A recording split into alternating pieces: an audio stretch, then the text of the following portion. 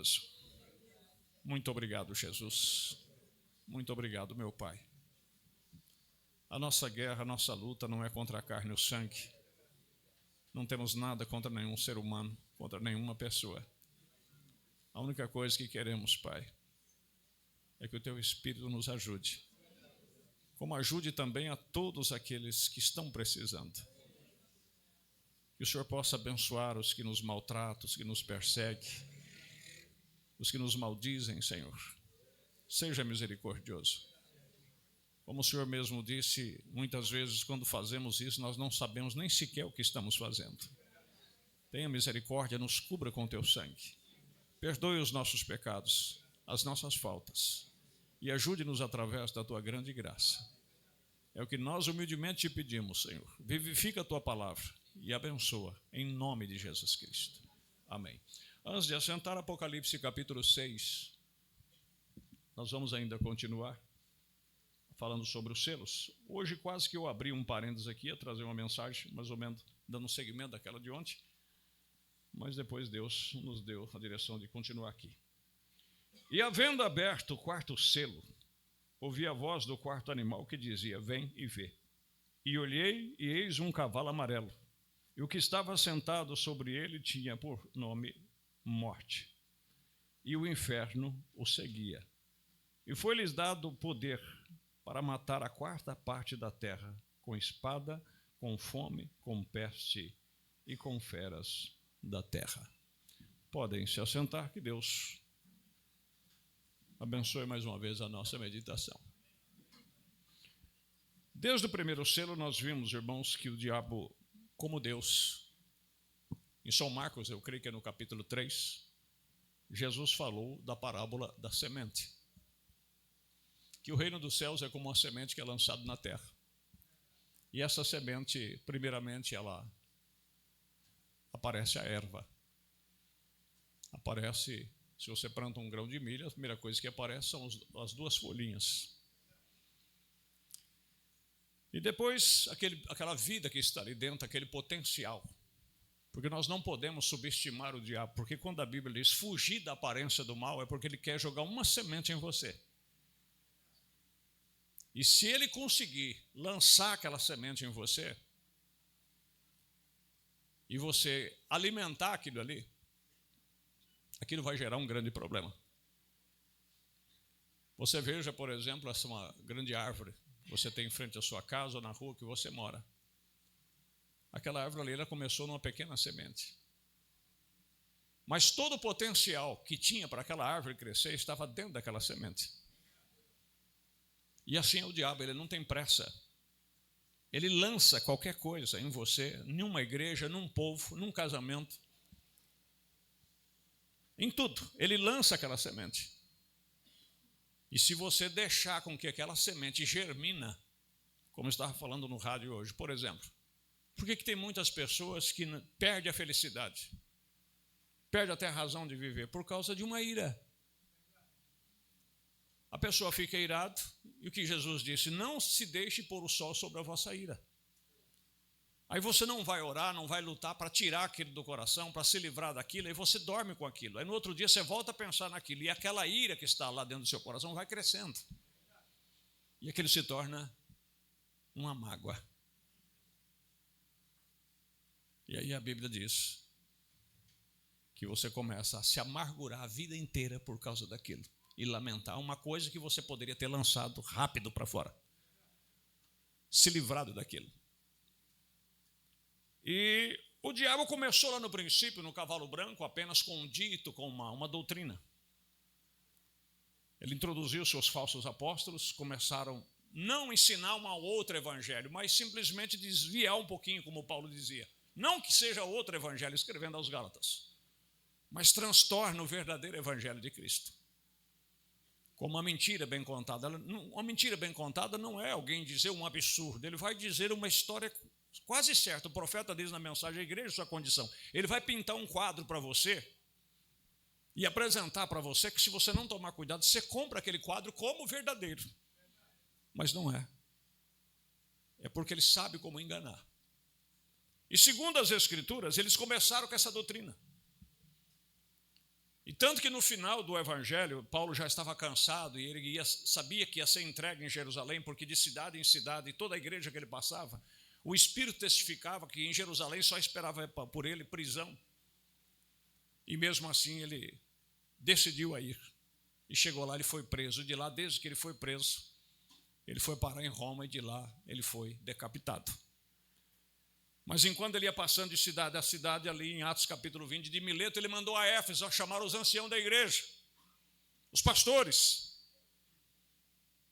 Ele disse: eis que com lágrimas eu tenho admoestado a cada um de vocês, e pelas casas, e tenho vos ensinado, e vos advirto que eu sei que depois da minha partida, vai entrar no meio de vós lobos cruéis, que não perdoarão o rebanho, mas que falarão coisas perversas, para atrair os discípulos após si.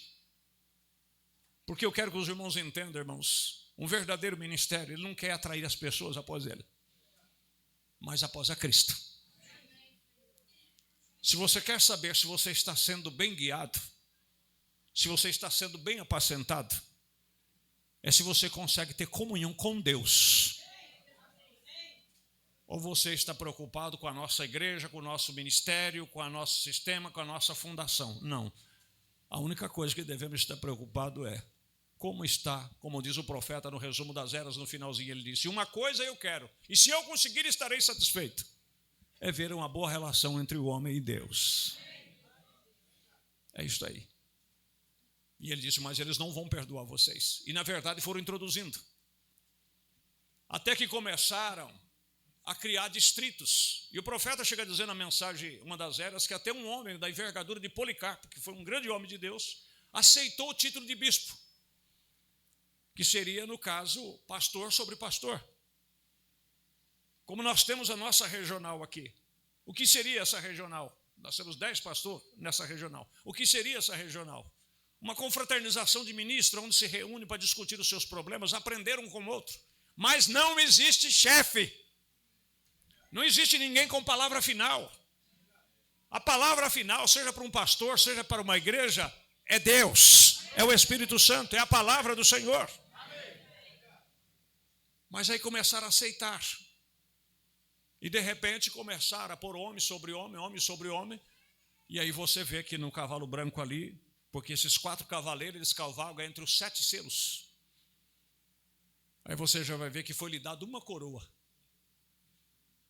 Alguém já tinha sido coroado, e aquela coroa significa alguém alcançou o potentado, alguém é o homem potente no meio do povo. E ele saiu para cavalgar e conseguiu. Quando ele conseguiu isso, conseguiu colocar um chefe no meio do povo de Deus, um substituto. Porque no rádio hoje nós falamos ainda sobre isso, estou certo, alguns de vocês ouviram. Quando Jesus partiu, Jesus não comissionou nenhum homem para substituir ele. Mas ele disse: o Espírito Santo, quando vier, ele vos ensinará todas as coisas. E ele deu ofícios. E através desses ofícios, para fazer o crescimento, a edificação do corpo de Cristo. Mas ele não colocou homem nenhum como chefe. Mas já eles colocaram um homem que poderia decidir por Deus. Como disse, a tríplice coroa, vicaris, porque ele foi coroado, vicaris filidei, quer dizer, vigário no lugar do Filho de Deus, com tríplice poder. Poder no céu, na terra e no inferno, que tinha poder sobre o purgatório. Para tirar quem quisesse do purgatório. E deram esse poder para um homem. Deus não deu, mas os homens deram esse poder para um outro homem. E a partir daí, então, ele saltou para o cavalo vermelho. Porque agora ele tinha poder na mão. Porque não só isso, a igreja começou a crescer, porque uma igreja, quando organiza humanamente, irmãos, ela cresce. E com um pouquinho de influência e de imposição, vocês veem aqui que rapidamente,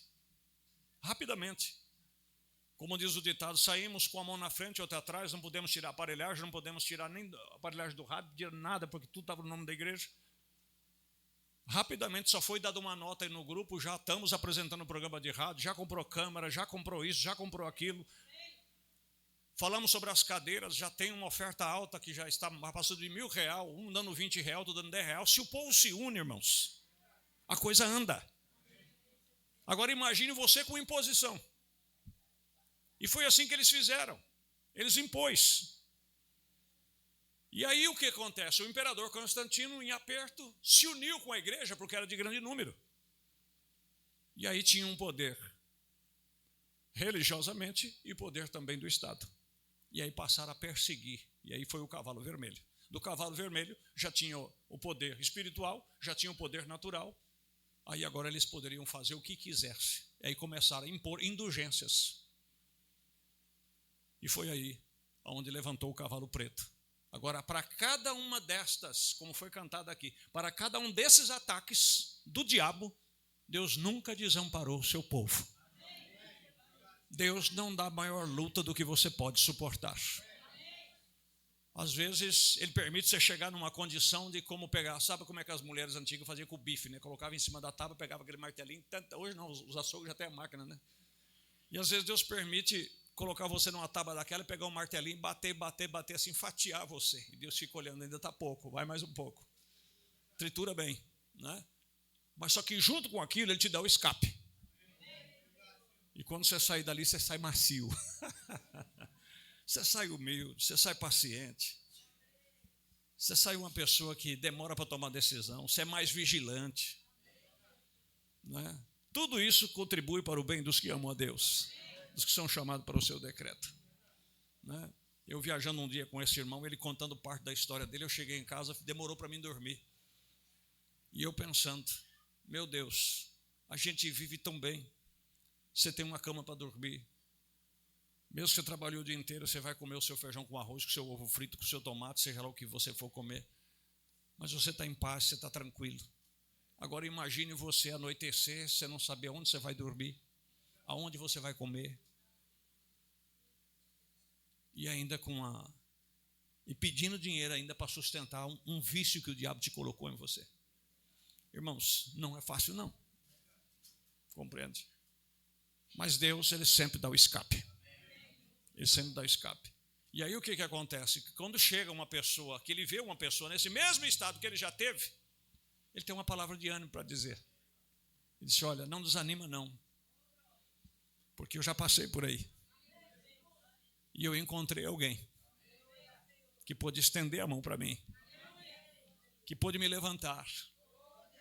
Quando pensa que chegou o fim de tudo, que está num túnel e não vê a luz do fim. Saiba que foi num escuro como esse, que lá de Belém, o sol raiou para mim. Isso é maravilha. Eu ontem meditando, eu passei ontem o dia inteiro flutuando, né? E mesmo hoje de manhã, estou levantando bem cedo, estou tendo que trabalhar um pouco a mais também. Isso faz parte e é bom, né? E eu lidando ali, eu pensando de onde Jesus saiu, eu imaginando, né? E ele descendo aqui, eu imagino ele olhando os seres humanos aqui na terra, e vendo a situação dos seres humanos, e vendo a ambição do ser humano. Acho que ele pensava assim consigo, falar, mas que situação de um ser. Não é à toa, irmãos, que batiam nele, ele perdoava. Não é à toa que estava lá sangrando, perdendo a vida. Ele disse, pai, perdoa, ele não sabe o que faz. Em outras palavras, me desculpa que é a expressão comum, essa racinha não sabe nem o que está fazendo. Eles não sabem nem o que espera por eles. Tenha misericórdia deles. E quando Deus te tritura, quando Deus trabalha com você, quando Deus estende a mão para você, e você vê outra pessoa em problema, você fala assim, irmão, isso aí não é nada não. Deus é mais do que isso aí. Deus pode mais do que isso aí.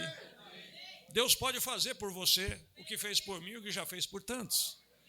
Amém? Mas aí levantou esse cavalo preto e começaram a cobrar por indulgência. Cobrar por missa de 7º dia, cobrar por casamento, cobrar por batizado, e foi indo aquela coisa toda. Aí de repente, né, como na primeira era, Deus tinha o leão, que era a palavra de Deus. Tanto que Deus elogia a igreja de Éfeso, que pôs à prova os que se diziam ser apóstolos e não eram mentirosos. Quando foi levantar o cavalo vermelho, Deus levantou o querubim com o rosto de boi, era o animal de sacrifício. Pode matar, quer matar, mata. Né? Por quê? Porque o seu mestre antes já tinha advertido em Mateus capítulo 10. Não tem mais o que mata a carne e o sangue, e depois não tem mais o que fazer. Mas antes tem mais aquele que pode tanto matar a carne e o sangue, como lançar também a alma no inferno. Isso aí nós temos que ter medo. Mas quem diz que vai dar um tiro na nossa cara, é só pedir para ele me dar 5 minutos que eu tenho uma conta aqui para acertar. Enquanto se ele está engatilho o relógio, você dobra o joelho e diz: Senhor, se escapou alguma coisa nesse dia que eu ainda não confessei, tenha misericórdia antes que esse ordinário puxe o dedo. Eu quero estar bem com o Senhor. Eu quero estar diante da tua presença. Aí você olha para ele e fala assim: está demorando por quê? Que Deus... Mas esse povo lá, nessa era, eles tinham essa coragem. Foi a época dos coliseus, das guilhotinas. Você já imaginou aquela roda de cristão? Eles se abraçavam e cantavam enquanto que os bois metiam o chifre, jogavam para lá e jogavam outro para cá. Leão puxava um pela perna e eles louvando. E Nero sentado lá no seu trono, dando gargalhada, de repente ele assustou. Chamou o seu assessor e disse: que feitiço que esse povo tem? Falou assim: como assim feitiço? Você vê que eles morrem sorrindo? Eles morrem cantando?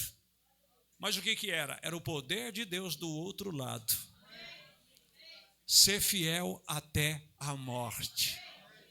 Deus sempre amparou. Aí quando eles começaram a explorar e meter indulgência aqui e ali, de repente um dia, um cidadão vai fazer uma viagem lá e um raio quase que mata ele faz um voto para Deus dizendo que iria ser padre.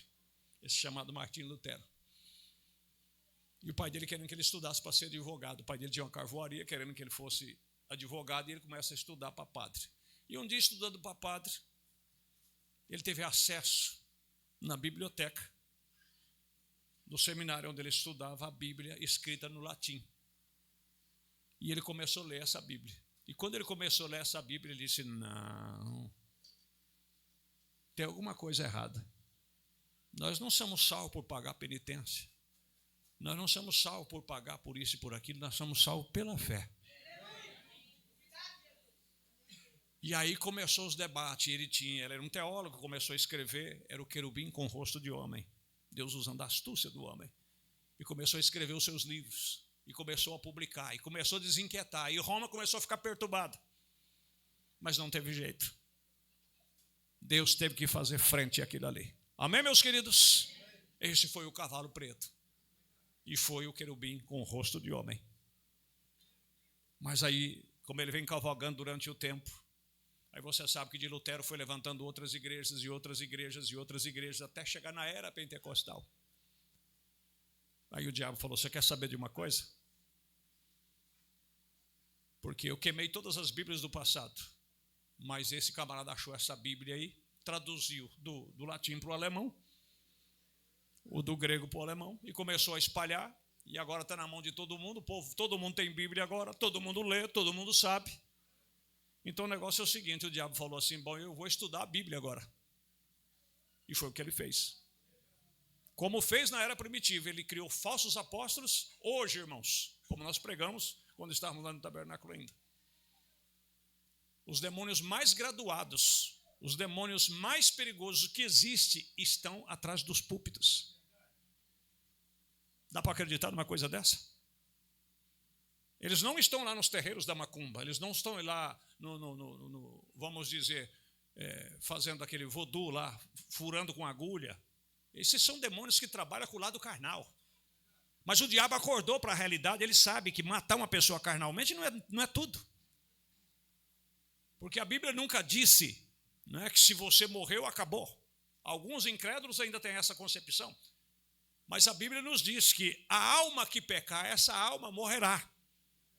E para você fazer a sua alma pecar, você vai ter que descrer do que aqui está escrito. Você vai ter que blasfemar contra isso aqui. Como vocês viam mesmo há tempos atrás, que já até faleceu, um homem de muita influência no ministério pentecostal. Ele fazia a igreja dele inteirinha blasfemar para todo o Brasil escutar.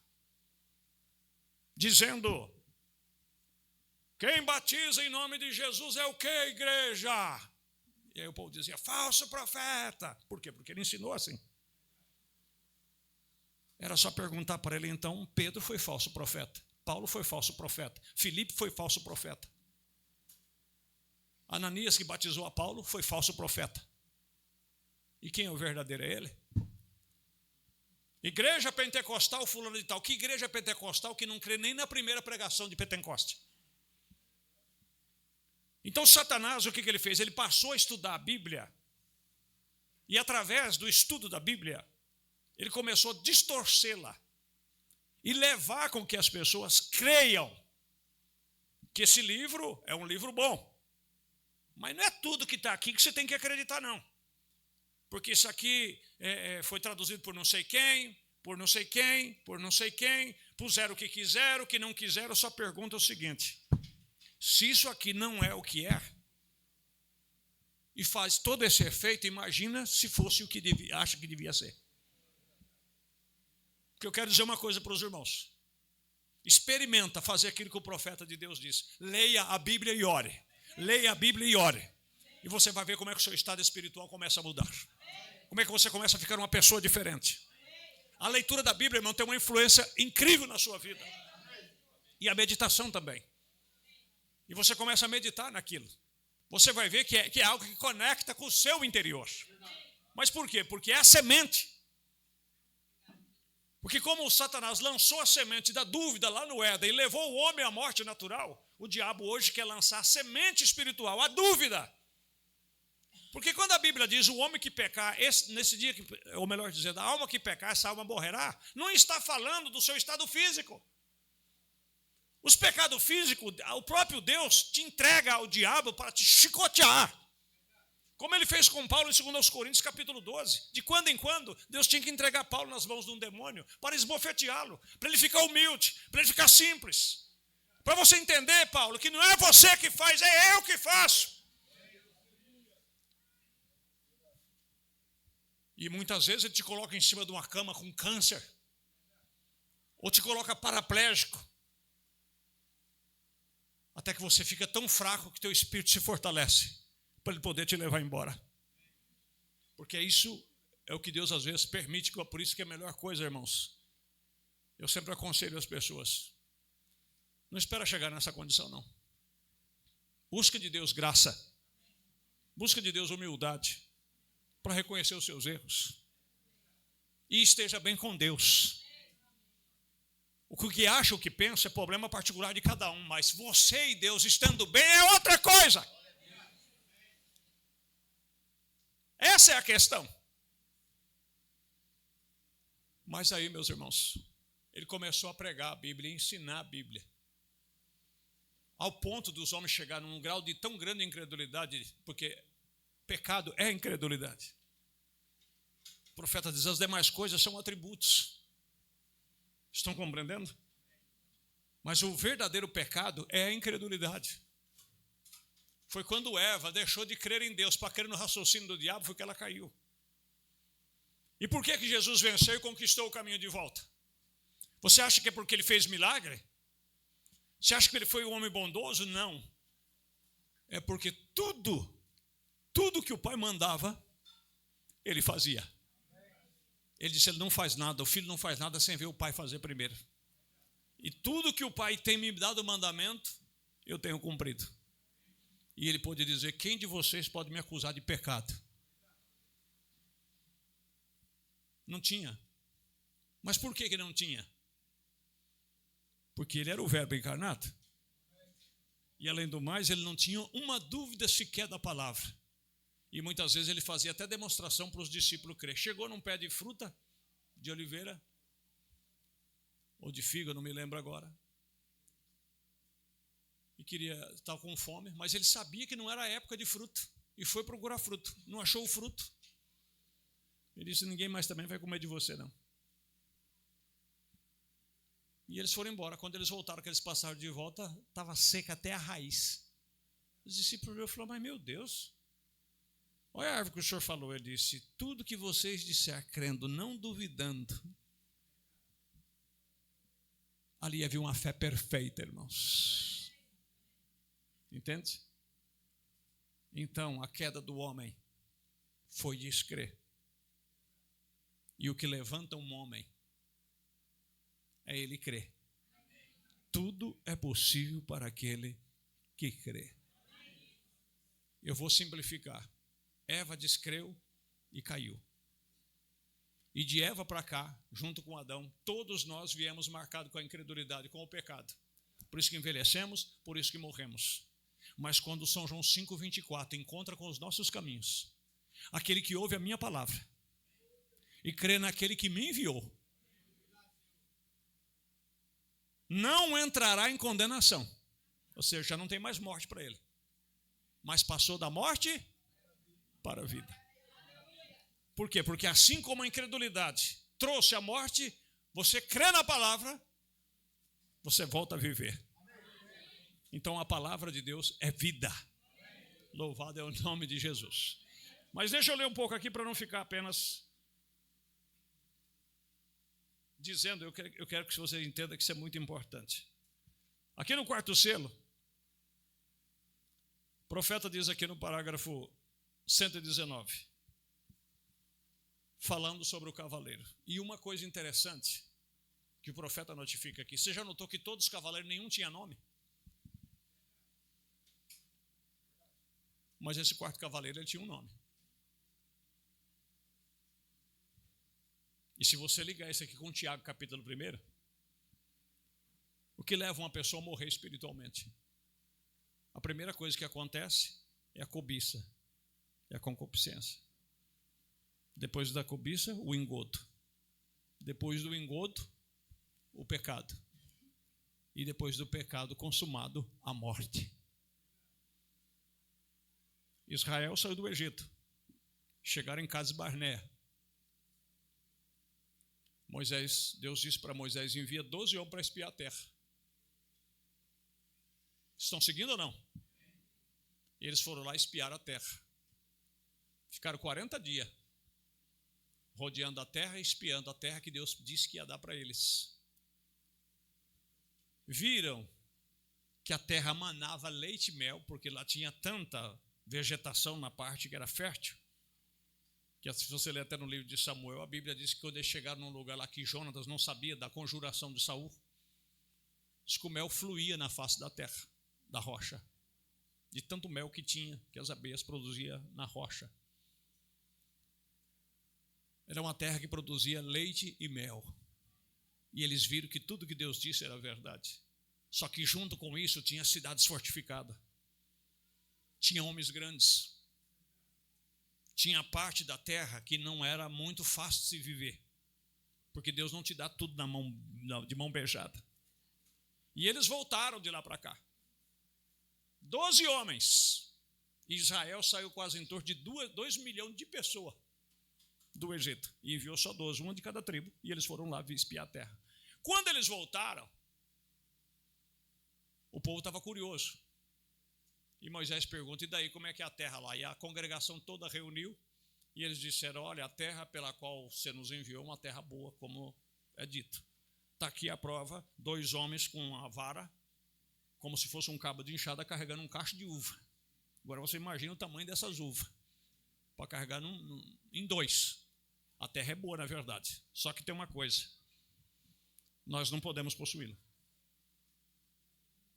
Mas por quê? Não, porque lá mora os filhos dos gigantes. Nós vimos homens lá que nós parecia gafanhoto na presença deles.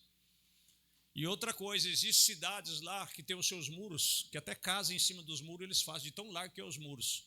E todas as portas têm ferrolho. Ah, meu Deus do céu. E começaram a difamar a terra no meio do povo. A Bíblia diz que toda a congregação de Israel chorou por causa daqueles difamadores. E Josué e Caleb disse, não, tem alguma coisa errada. Tem alguma coisa errada, isso aí não está certo. Depois que o povo todo chorou, revoltou-se contra Moisés. Por que você nos tirou de lá? Não tinha suficiente sepulcro lá para nós sermos sepultados? Por que nos mandou para cá? Para que nossos filhos sejam refém, escravo desse povo aí fora? E aí foi onde Josué tomou a palavra e disse, gente, se Deus se agradar de nós,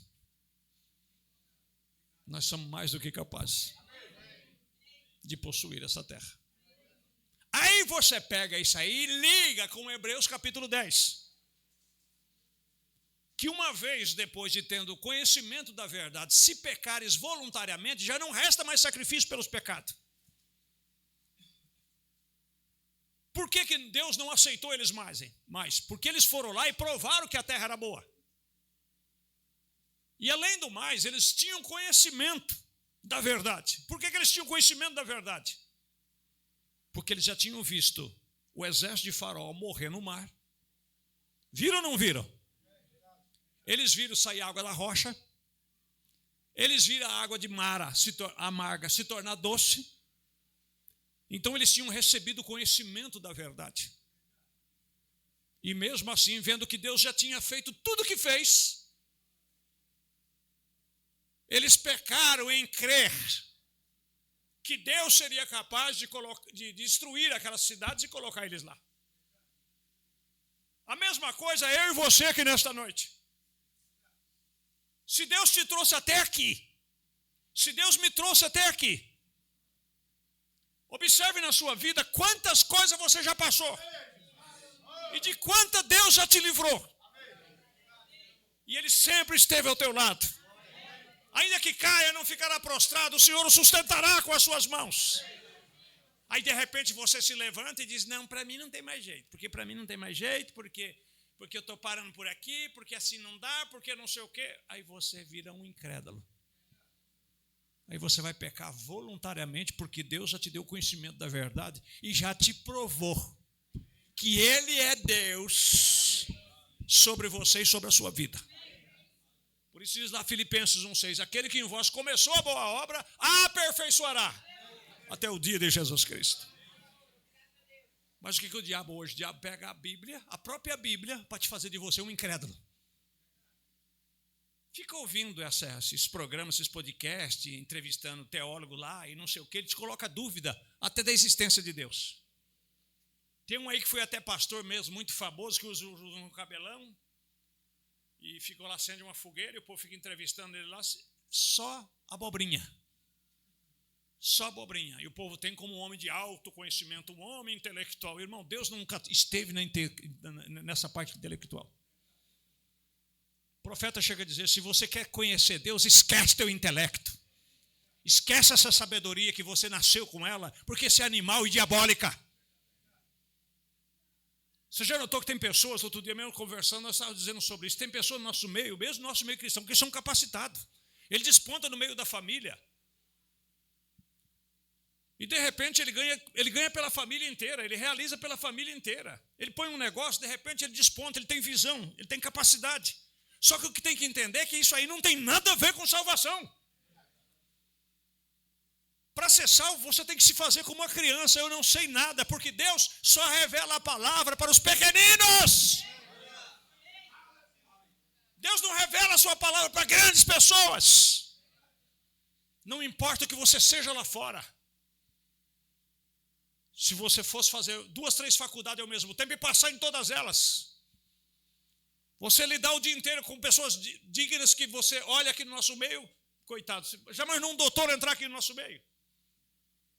Se ele recebe a eleição de Deus para ouvir a palavra e crer nela, e de repente me vê falando, pronunciando certas palavras erradas, e conhecendo o que ele conhece, o tanto de livro que ele já comeu, que ele já estudou, ele vai ter que reputar como Paulo tudo isso do lado natural como perca, e dizer, na verdade, de medicina eu entendo, na verdade, coisa científica eu entendo, mas isso que ele está falando aí, eu não sei de nada.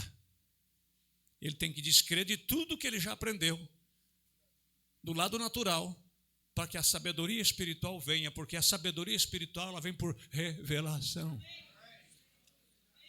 Não tem nada a ver com o seu grau natural. Porque Pedro e João nem escrever e ler sabia. E na primeira pregação agregou-se quase 3.000 almas. Agora, como pode funcionar isso? Isso tem que vir direto de Deus. Mas aí começaram, irmãos, a lançar a incredulidade. E o profeta diz assim, ó, e este homem se chama morte, porque chegou no estágio final. Porque o diabo não está preocupado se a nossa igreja está cheia, por isso você não deve estar preocupado com a quantidade de pessoas. Louvado seja Deus por cada um de vocês que veio aí, até pessoas em pé em volta da parede, mas mesmo que se não tivesse 3 pessoas aqui dentro, o mais importante já estaria aqui. E ele poderia alimentar as nossas almas como se fosse, porque para eles não é nada. E o diabo não está preocupado com igrejas cheias, o diabo não está preocupado com igrejas numerosas, ele está preocupado se esse povo estão recebendo ou não o que vai preparar a alma deles. Porque na dúvida Deus não trabalha. Então você tem que crer.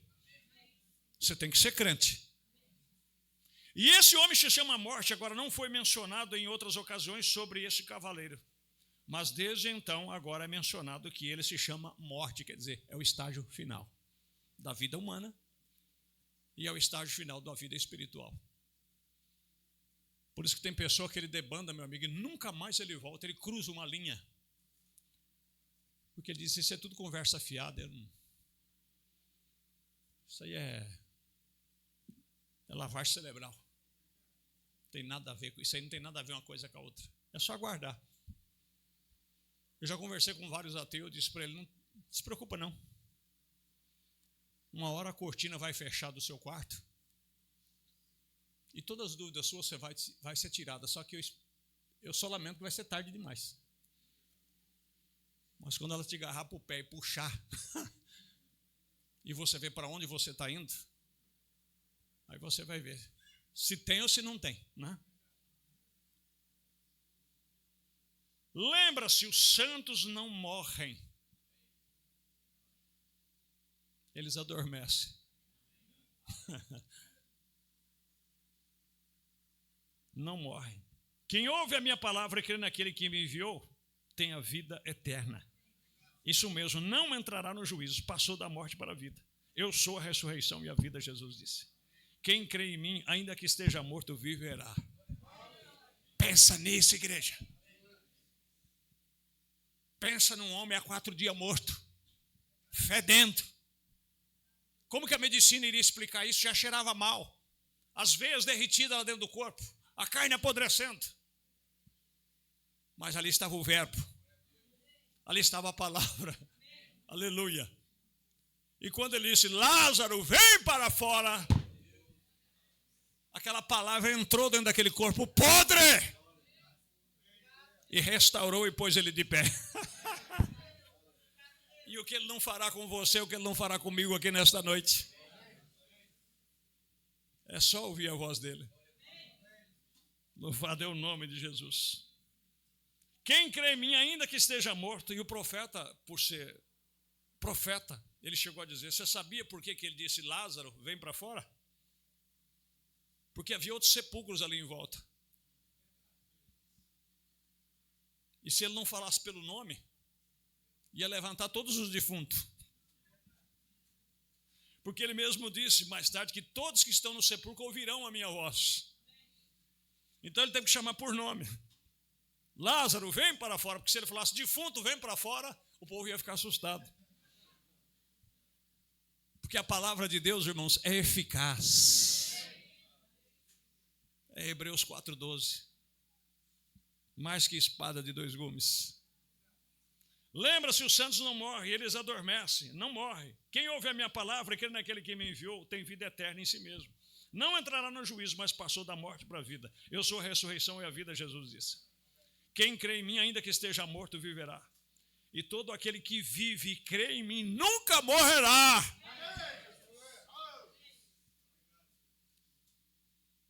Quando o profeta disse, Lázaro, morto? Não, ele disse, Lázaro dorme. Os discípulos dizem, não, se dorme está bem. Ele disse, olha, está morto mesmo. Imagina a cara deles quando eles chegaram lá e falaram assim, mas quantos dias, irmãos, que privilégio esses homens teve, não teve? Chegou lá aquele alvoroço do povo lá consolando Marta e Maria. E por certo os discípulos, você sempre tem aqueles curiosos que gostam de ficar investigando tudo, né? Mas ele morreu quando? Hoje é domingo, né? 4 dias atrás, ia dar que dia?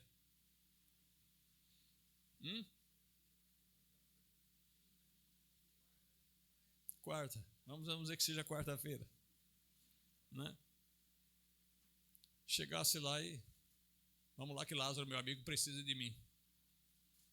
Aí chegasse um discípulo daqueles mais curiosos, eu não sei qual deles que era, e dizia assim, mas... que dia que o fulano aí morreu? Já foi quarta-feira. Vixe, quarta-feira.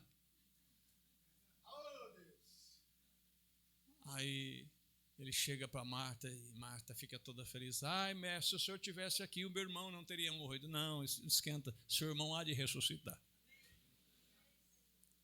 Mas ela séptica também disse, sim, eu creio que ele ressuscitará no último dia. Ele disse, Marta, Marta, eu já não te disse.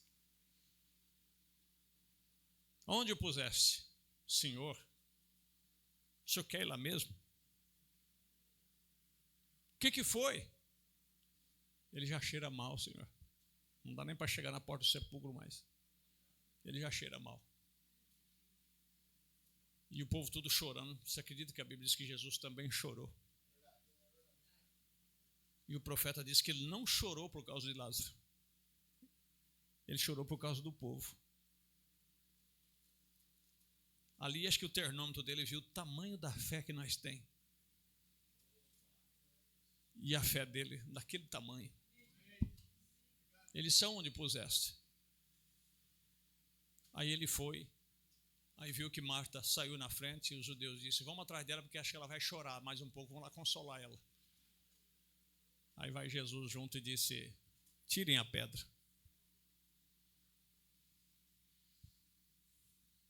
Quando tirou a pedra. E outra coisa, irmão, o tal do ser humano, o bicho crítico. Quando viram que Jesus chorou, eles já começaram as murmurações. Aí, tá vendo? Se o amava tanto, por que não veio ver ele antes de morrer?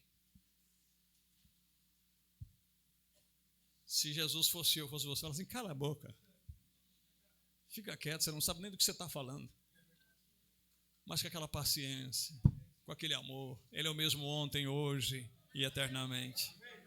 Com a mesma paciência nessa noite comigo e com você, que às vezes séptico, incrédulo, não é? Mas quando ele disse, Lázaro, vem para fora, ele envolto naquelas faixas, as faixas já tudo marrom de sangue pisado, que estava apodrecendo já. Começou a estufar aquelas faixas e desataram e sai. Você imagina um homem passado 4 dias morto, qual a fisionomia desse homem? Vocês sabiam que a Bíblia diz que os judeus queriam até matar Lázaro depois que Jesus já tinha ressuscitado, eles queriam matar de novo? Porque muitas pessoas que via Lázaro, que ele tinha morrido e agora vivia, o povo passava a crer em Jesus, disse, como é que pode, gente? Não é à toa que Nicodemos falou assim, como é que tu tem que ter vindo de Deus, porque não tem explicação para um fenômeno desse.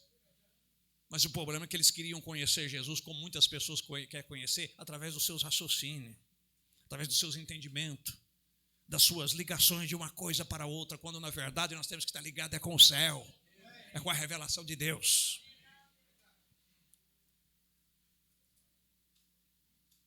Agora que estão eles unindo, chegando a esse confronto, Magedão, o profeta disse, estamos chegando a isso. E cavalgando num cavalo de cores misturadas, um cavalo de branco, um cavalo vermelho e um cavalo preto, 3 diferentes políticas, poder político, poder espiritual, controlado por poder demoníaco, que é o anticristo. Você vai ver onde que isso vai terminar.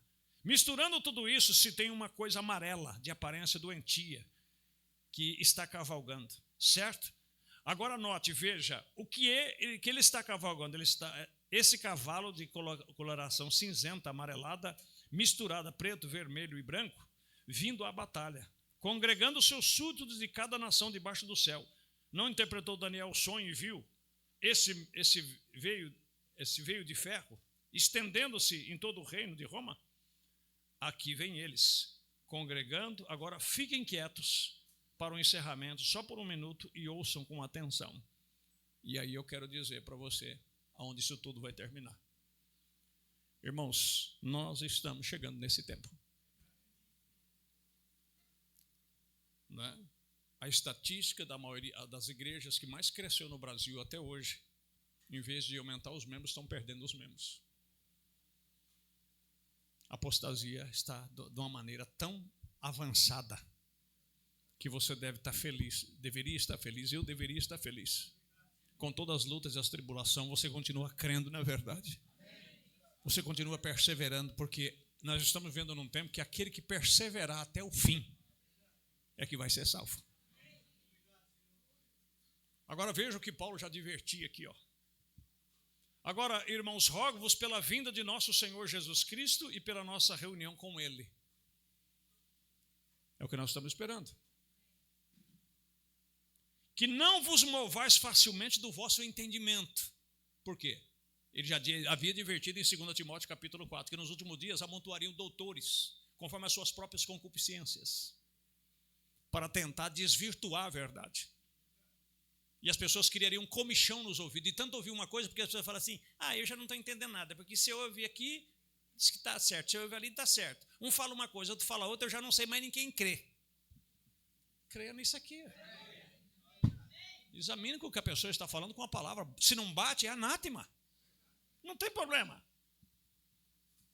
Ninguém de maneira alguma vos engane, porque não será assim sem que antes venha a apostasia.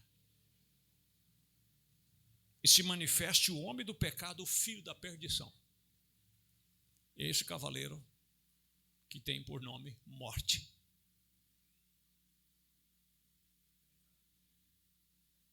O qual se opõe e se levanta contra tudo que se chama Deus, ou que se chama Deus, ou que se adora. Porque a hora está chegando. Que eles não estão mais preocupados se a pessoa crê em Deus, ou se crê em Alá, ou se crê lá no Buda. A preocupação agora é a união das religiões. A meta é essa, para tentar pacificar o mundo. E quando disserem que haverá paz e segurança, então virá a repentina destruição. Porque o resto é só política. O qual se opõe e se levanta contra tudo que se chama Deus ou se adora, de sorte que se assentará como Deus no templo de Deus, querendo parecer Deus, recebendo beijo na mão, as pessoas se ajoelhando em volta dele. Você lembra que quando foram fazer isso para Pedro, Cornélio, né, foi ajoelhar diante de Pedro, se Pedro for o primeiro papo, o que Pedro falou para Cornélio? Levanta, rapaz, que eu também sou homem. Precisa se ajoelhar diante de mim, não, eu sou homem igual você. Mas esse não, esse faz questão. Quando o profeta quis visitá-lo, ele disse, olha, só que tem uns critérios, um protocolo que tem que ser obedecido. Ele disse, qual deles? Tem que fazer isso e isso, e depois você tem que se ajoelhar e beijar a mão dele. Ele disse, eu não vou me ajoelhar diante de nenhum homem. Ele disse, então, não tem visita. E se você não tomar cuidado, tem pessoas que querem que você se ajoelhe diante dele.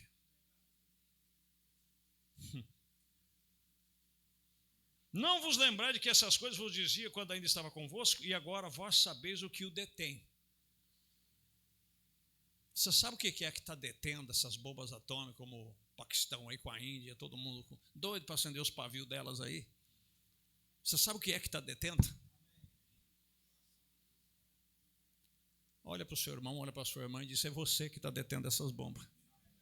Porque enquanto nós estivermos aqui, elas não vão poder ser acesas. E você sabe por quê? Porque o Espírito Santo habita em você. E a Bíblia diz que só um que agora resiste. E esse é o Espírito Santo. Até que do meio seja tirado. E qualquer dia deste, o último eleito entra. O último membro do corpo é colocado. E aí, Apocalipse capítulo 12 se cumpre. Aí o filho da mulher que está vestida, né, de sol, com a lua debaixo dos seus pés, e coroada com 12 estrelas, que é a igreja que produziu a noiva, que produziu o corpo, que é arrebatado para Deus. Quando esse corpo for produzido, meus irmãos, aí o grande dragão descerá a sua voz. E ele se encarnará nesse ser. E eu vou dizer uma coisa para você, ai dos que ficarem por aqui. Porque aí será o diabo encarnado mesmo. Será o iníquo, o filho da perdição. Porque até agora só anticristo, é pacificando, ele vai descer a voz. Olha o que vai acontecer aqui. Ó. Agora vocês sabem o que o detém, até que o seu próprio tempo seja manifesto, porque já o mistério da injustiça opera. Qualquer pessoa que quer ver o mistério da injustiça operando, você é capaz de ver. É só ter um pouquinho de discernimento. Você sabe quando uma coisa está certa ou quando não está. Somente a um que agora resiste até que do meio seja tirado. E então será revelado o iníquo, a quem o Senhor o desfará pelo assopro da sua boca e aniquilará pelo resplendor da sua vinda. E esse cuja vinda é segundo a eficácia de Satanás, com todo o poder e sinais e prodígio de mentira. Tanto que isso vai cumprir lá, eu creio que Daniel capítulo 12, ele vai ter poder de adivinhações. Vai ser um ser superdotado, com a eficácia de Satanás, que inclusive até os judeus será dobrado. Porque eles produzem o ouro, eles têm o ouro do mundo, enquanto os judeus têm o dinheiro do mundo. E eles vão fazer uma unificação e nisso os judeus serão trapaceados. Aí vem Pedro e diz, eu não tenho prata e nem ouro. Mas o que eu tenho? Que papa diferente, né? Um tem o ouro do mundo todo sobre o seu Vaticano, que pode pagar a dívida da maioria dos países daqui da América do Sul só baseado em ouro. E o primeiro papa não tinha uma moeda de ouro para dar para um aleijado. Que contradição. É muito contraditório. E esse cuja vinda é segundo a eficácia de Satanás, com todo o poder e sinal e prodígio de mentira. E com todo o engano da injustiça para os que perecem, porque não receberam o amor da verdade para se salvarem. Ah, vocês não querem verdade para se salvar? Vocês gostam de show, vocês gostam de espetáculo, vocês gostam de adivinhação, vocês gostam de milagre, então eu vou mandar alguém aí do jeitinho que vocês gostam. Só que no final vocês vão ver o que vai acontecer. E por isso Deus lhes enviará a operação do erro. Irmão, a Bíblia diz assim, se ouvirdes hoje a palavra de Deus, não endureça o seu coração.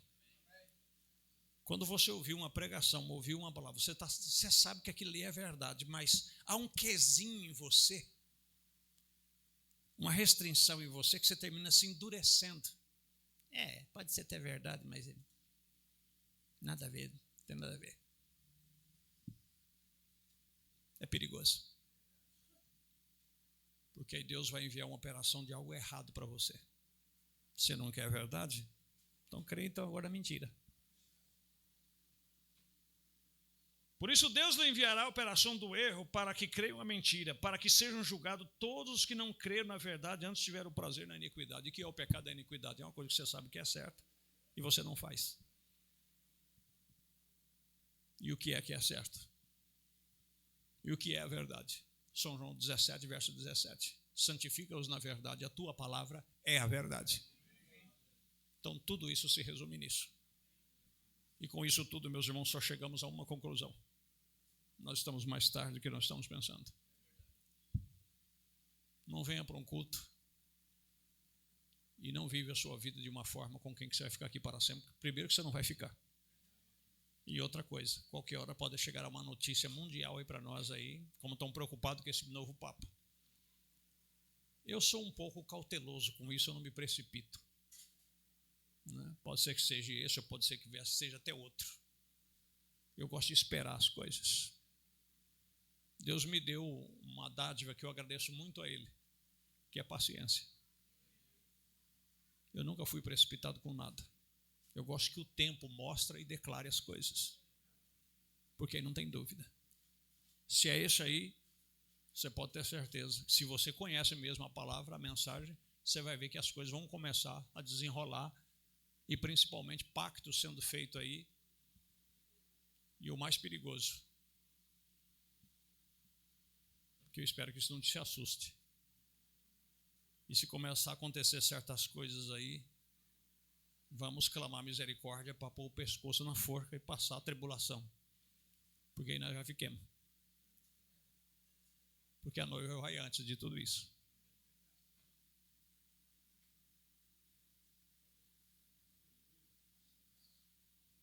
Essa é a minha preocupação.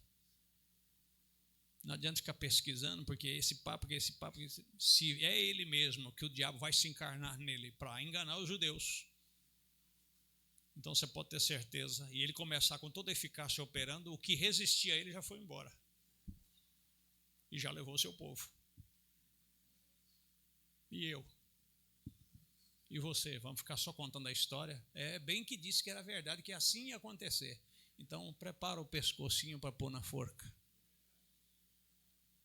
Para passar a tribulação salvo. Ser morto. enquanto que os demais estão lá nas bodas do Cordeiro, tomando na taça de ouro com Jesus.